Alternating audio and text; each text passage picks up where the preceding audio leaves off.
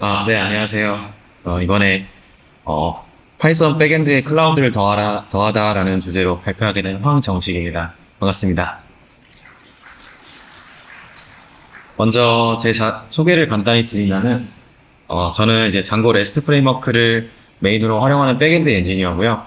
지금은 세컨 신드롬이라는 회사에서 코틀린이랑 스프링으로 되어 있는 백엔드 서비스를 모두 하고 있고, 동시에 이 코틀린 스프링으로 되어 있는 서버를 이제 천천히 장고 레스트 프레임워크로 마이그레이션 하는 좀 특이한 일을 해보고 있습니다.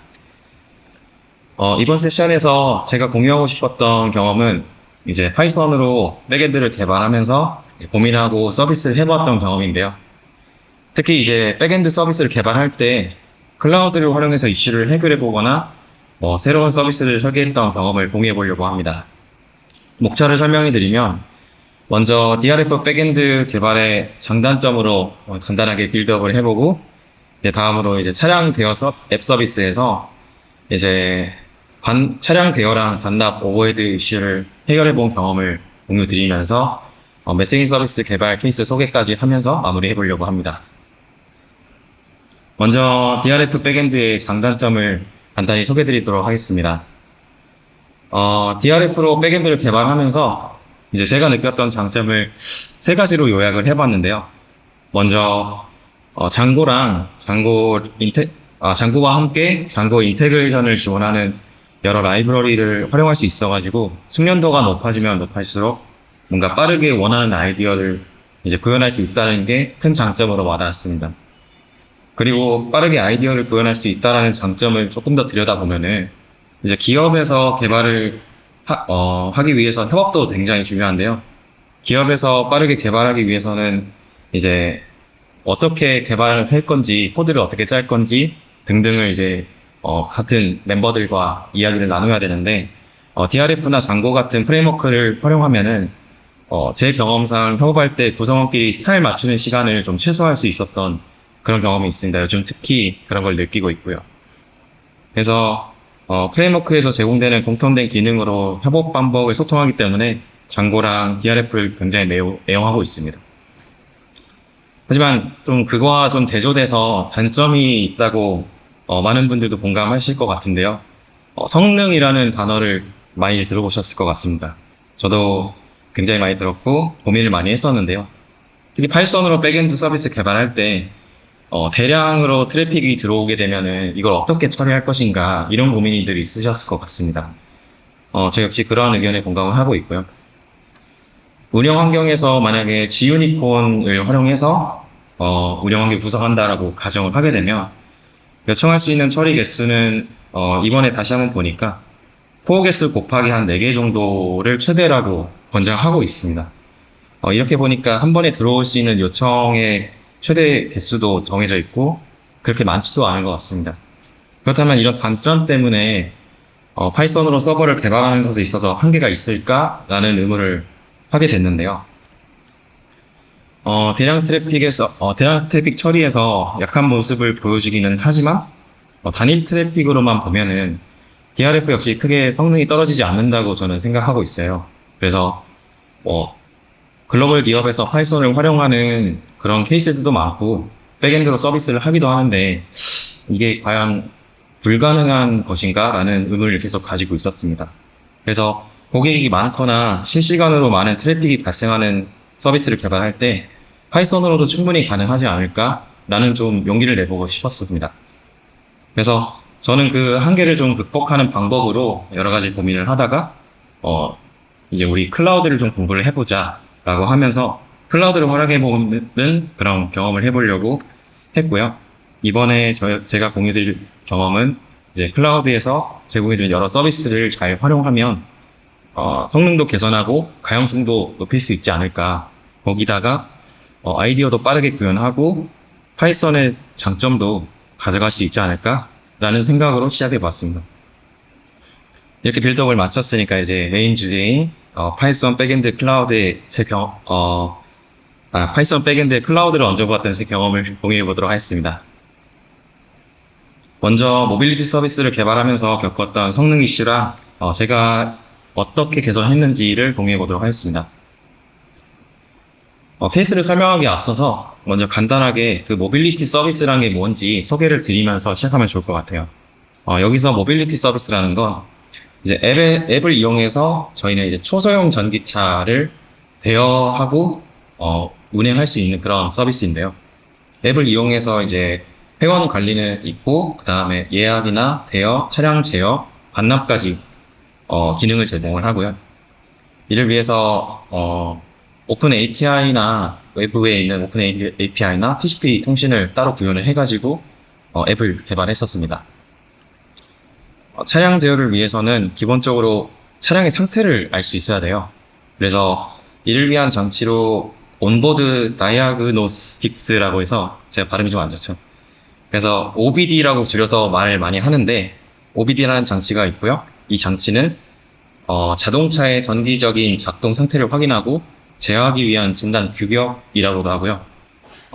쉽게 말해서 차량의 자가 진단 장치라고 합니다. 그래서 모빌리티 앱 서비스를 개발할 때 활용한 OBD는 이제 차량의 기본 정보나 위치, 배터리 충전 상태를 확인할 수 있고요. 그리고 더불어 차량의 시동 여부랑 주행 여부 등을 확인할 수 있었습니다. 물론 차량을 제어하는 기능도 제공을 하는데 OBD 장치마다 좀 다르고요. 저희는 그 당시 저는 이제 차량 제어에서는 차량 문 열기 닫기까지만 기능이 있었습니다. 그래서 저희가 직접 이거를 개발할 수가 없어가지고 OBD 장치를 좀 유지 보수해주는 기업이랑 협업해서 개발을 했었습니다.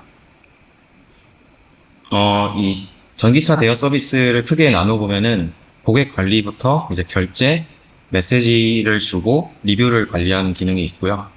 이제 핵심 기능인 거는 이제 차량 관리나 제어, 대여, 충전소 관리 기능이 있었습니다. 이 앱을 개발할 때 시간이 별로 없어가지고 3개월이라는 짧은 시간 동안 MVP라고 해서 최소 기능 제품만 생각하고 만들었는데 생각보다 기능 구현이 많이 필요로 했습니다. 그 때문에 좀 놓치는 부분이 있었고 이를 개선했던 프로젝트를 오늘 여러분들께 소개해드리려고 합니다. 대부분 여기에 보이는 기능이 데이터베이스에 데이터를 넣고 빼고 조회하고 하는 기능이기 때문에 크게 이슈는 발생하진 않았어요. 하지만 여기서 특정 기능에서 서버 성능 이슈가 많이 발생했는데요. 차량 제어 관리 쪽에서 문제가 발생을 했었습니다. 뭐든지 이제 핵심 기능이 제 마음을 가장 아프게 했었던 그런 경험이었던 것 같습니다. 이 모바일 앱에서 이제 차량 제어를 하는 API를 호출하는 부분을 제가 플로우로 한번 그려봤어요. 간단하게 말씀드리면 이제 외부 서버가 저희 백엔드와 별도로 이제 그 차량을 제어해주는 OBD를 신호를 주고받고 하는 외부 서버가 있었고 그 외부 서버에 저희 백엔드가 요청을 날리게 되면 성공하게 되면 이제 한 8에서 9초 정도 응답이 돌아오고 실패를 하게 되면 30초 후에 타임아웃이 발생해서 에러가 돌아오게 됩니다. 이럴 때 이제 최악의 시나리오를 말씀드리면 이제 고객이 버튼을 한번 차량을 열어라 라고 이제 버튼을 눌렀을 때 최대 30초 이후에 응답이 돌아오게 되는 아찔한 상황이 발생합니다. 이거를 이제 구체적으로 어떤 이슈가 발생할 수 있는지 설명을 좀 더 잘 드려보려고 그림을 좀 준비를 했는데요. 만약에 이렇게 프로세스 5개가 띄워져 있다라고 가정을 하고 5명의 고객이 앱에 동시에 차량 문을 열어줘 라고 이제 버튼을 눌렀다고 가정을 해보면 여기서 최악의 시나리오로 모든 프로세스가 5명의 모든 프로세스가 외부 서버랑 통신하면서 응답을 이제 대기하는 상태가 되게 됩니다. 그러면은 빠르면은 8에서 9초 정도의 이 프로세스 점유가 끝나고 이제 최악에는 30초 정도 점유를 하고 있는 상태가 됩니다. 그러면 이제 이 프로세스가 점유 중인 상태에서 다른 고객이 저희 앱을 키거나 어떤 데이터를 확인하거나 하는 과정에서 새로운 요청이 올 건데 이 요청을 이제 다른 5개의 프로세스가 점유하기 때문에 요청 딜레이가 발생하게 됩니다. 이런 요청 딜레이를 개선하기 위해서는 이제 차량 제어 구간에서 비동기로 한번 처리해보는 방법을 선택을 해보자 라고 하면서 개선을 어떻게 할지 고민을 해봤습니다. 처음으로 고민했던 방법은 이제 비동기 처리를 위해서 흔히 잘 알려져 있는 셀러리 비트를 한번 활용해보면 어떨까 라고 해서 고민을 했는데요. 근데 이때 서버에서 차량 제어 요청은 또 얼마나 올 건지, 그리고 워커는 그럼 도대체 몇 개가 필요할 건지, 그리고 서버에서 이 워커만을 위한 자원 할당을 해야 되는데, 그럼 그 비용은 또 얼마나 들 건지, 뭐 이런 것들에 대해서 굉장히 계산하기가 어려웠습니다. 특히 이제 차량 제어 로직만을 위해서 워커의 자원을 할당을 하다 보니까 이 비용적인 측면도 아무래도 계속 고객 수도 늘어나고 요청 수도 늘어나게 되면은 이게 어느 정도 레벨까지 올라가야 될지 가늠이 안 가기 때문에 그래서 이 비용을 어떻게 관리할까 또 스케일아웃은 얼마나 해야 될까 이런 고민에 계속 빠져 있었거든요. 그러다가 이제 아무래도 저희가 이제 클라우드를 활용해 보자라고 했으니 이런 불확실한 요소를 좀 해결할 수 있는 방법이 뭐가 있을까, 어떤 서비스가 있을까 고민하다가 AWS의 람다를 활용해 보자라고 이야기를 했습니다. AWS 람다를 활용하기 전의 구조를 보시면은 이렇게 서버에서 직접 외부 서버로 이제 통신하고 이 요청 응답을 받는 구조인데요. 성공하면은 8에서 9초 정도 응답이 돌아오고 에러가 발생하면 30초 후에 응답이 돌아오는 구조입니다. 여기서 이제 개선을 하는 구조인데요. 이제 기존의 이제 로직을 다 걷어내고 외부에 통신하는 로직을 다 람다라는 그 람다 펑션에 그 파이썬 스크립트로 다 옮기게 됩니다. 그 스크립트 자체도 이제 길지는 않고요. 그래서 람다 펑션으로 옮기게 되고 이때 서버에서는 통신의 책임이 전부 람다 펑션에 가기 때문에 그래서 이 성공 여부와 관계없이 이제 응답을 바로 알려줄 수가 있게 됩니다.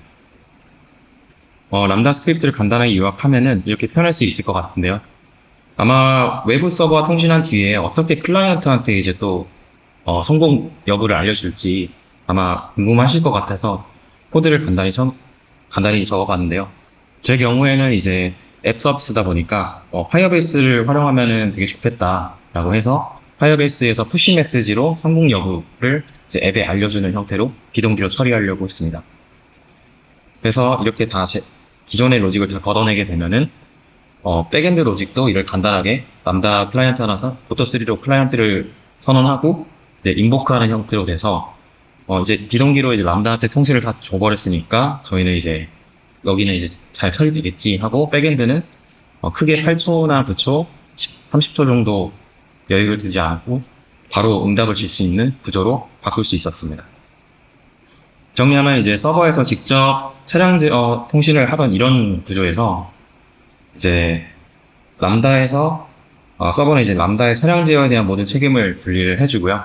람다 펑션은 이제 인복하고 즉시 응답을 줄 수 있어서 자원을 점유하지 않아도 되는 상태가 됩니다. 이렇게 되면은 이제 자원 할당을 또 이제 얼마나 할지, 비용은 또 얼마나 나올지, 앞으로 얼마나 또 스케일 아웃을 해줘야 될지 이러한 고민들을 할 필요가 없어졌습니다. 그래서 좀 더 유연한 서비스 개발과 운영이 가능해졌던 그런 경험이었습니다. AWS 람다를 활용해서 서비스를 개선했던 케이스를 소개해드렸는데요.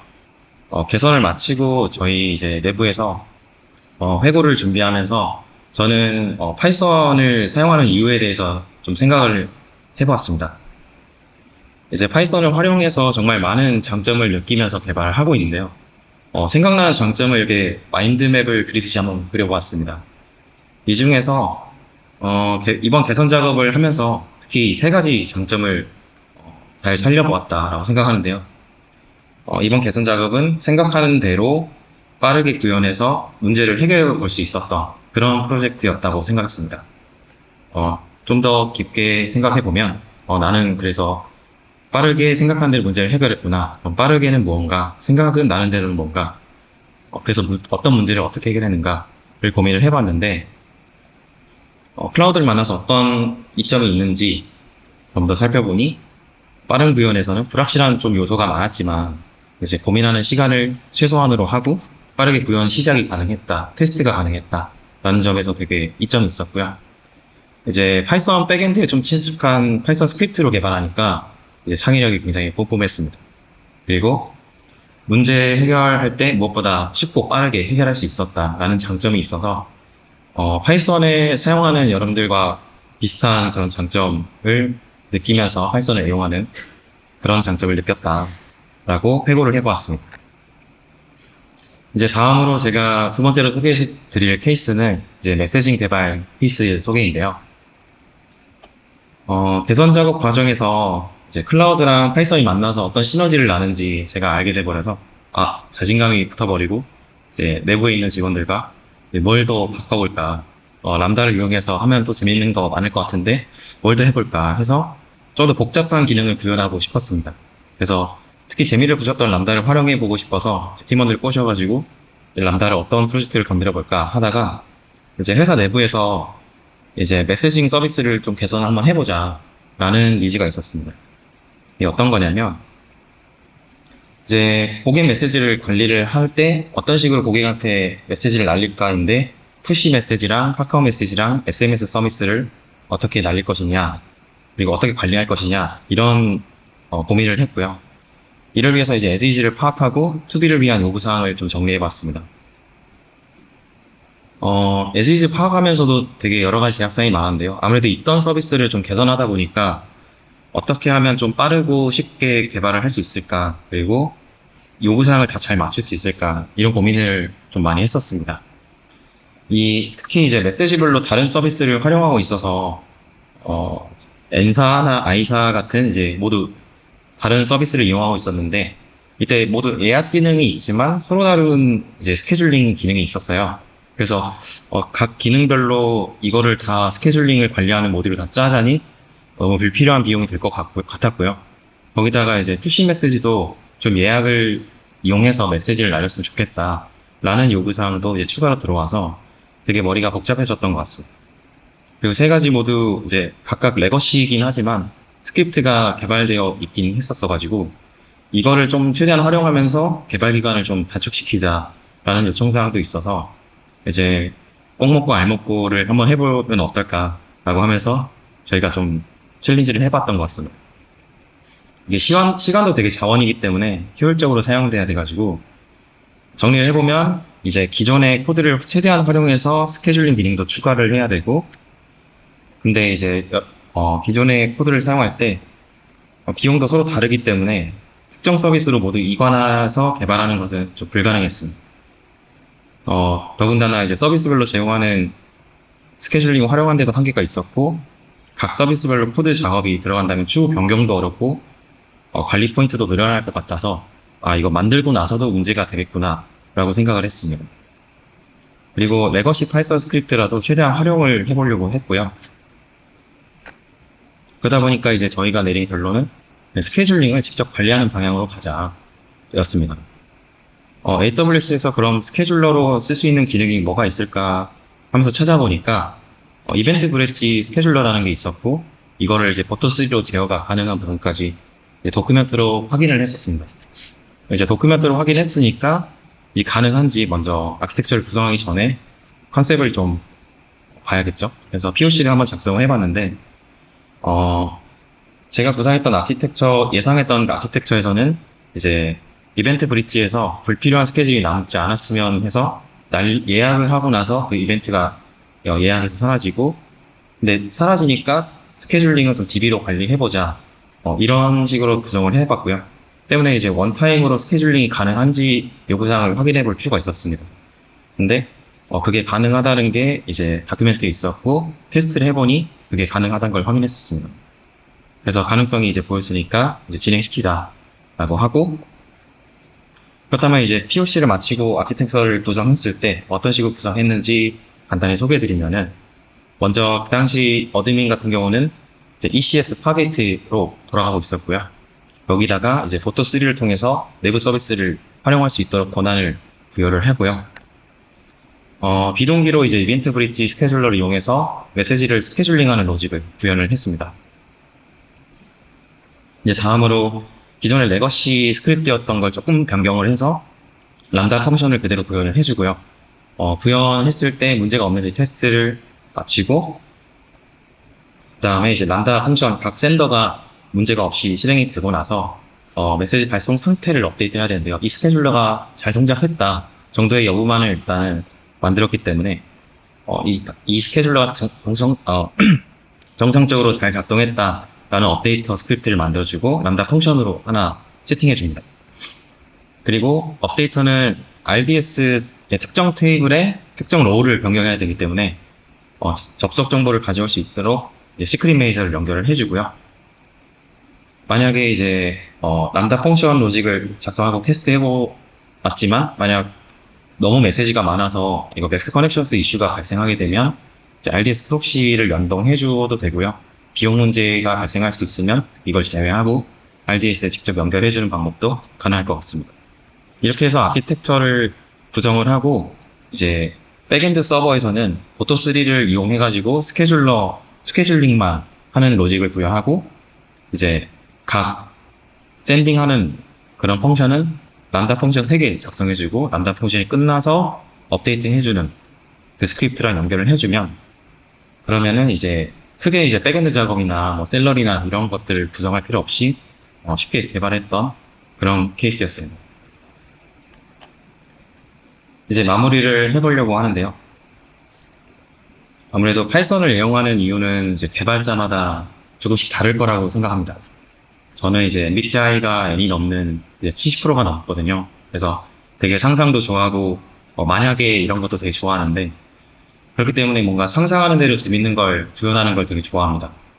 그리고 뭔가 성격도 급해가지고 빨리 완성된 걸 보고 싶고 완성돼 가는 걸 눈으로 또 빨리빨리 보고 싶어하는 그런 성격입니다. 그리고 이번에는 또 어떤 걸 새로운 걸 만들어 볼까, 만들고 나면 또 어떻게 바꿀까 하는 욕심도 되게 많은데요. 파이썬 제 성격이랑 되게 어울리는 것 같아서 되게 좋은 언어다라고 하면서 애용을 하고 있습니다. 이번에 특히 클라우드랑 같이 함께 활용해 보면서 앞서 고민했던 성능 이슈의 한계를 좀 극복해보는 케이스도 경험하고 파이썬으로 충분히 복잡한 것도 구현이 가능하고 여러분들이 사용하는 서비스에도 불편함 없이 만들 수 있는 그런 가능성을 한번 해보았다. 잘 만들어 보았다. 이런 경험을 해봐서 되게 좋았던 것 같습니다. 그래서 여러분들도 이런 파이썬과 클라우드를 잘 활용해서 뭔가 한계가 있다라는 거를 한계가 있는 부분을 좀 부숴보는 그런 경험을 해봤으면 좋겠습니다. 들어주셔서 감사합니다.